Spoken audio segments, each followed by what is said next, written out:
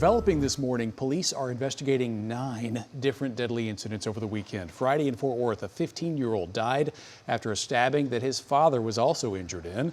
Police say it happened when a fight broke out between a group of teenagers. There were also 2 deadly shootings in the city that day.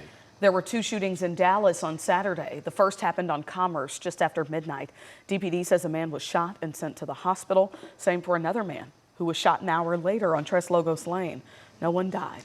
Sunday, also deadly in Dallas. 5 people died in 2 separate shootings then. Here's video from West Dallas, the aftermath of an early morning crash that turned into a shooting that left 3 people dead. And we'll get into what we've learned about some of those incidents coming your way at 6 o'clock. And this all comes as both Fort Worth and Dallas have new law enforcement leaders in charge. Our Chris Sadeghi is in the newsroom this morning. And Chris, a lot of eyes will be on how leaders in these cities will respond.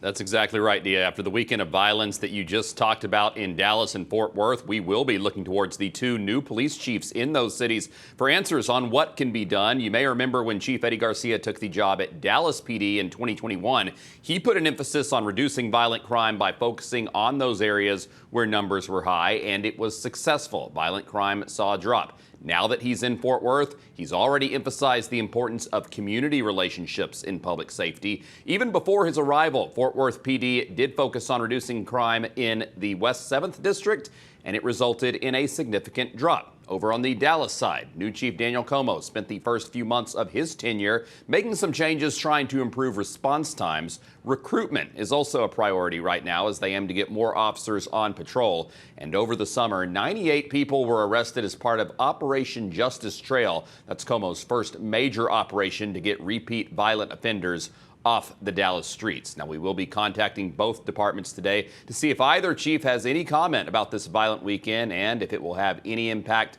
on how they go about fighting violent crime in their cities. Mark, back to you.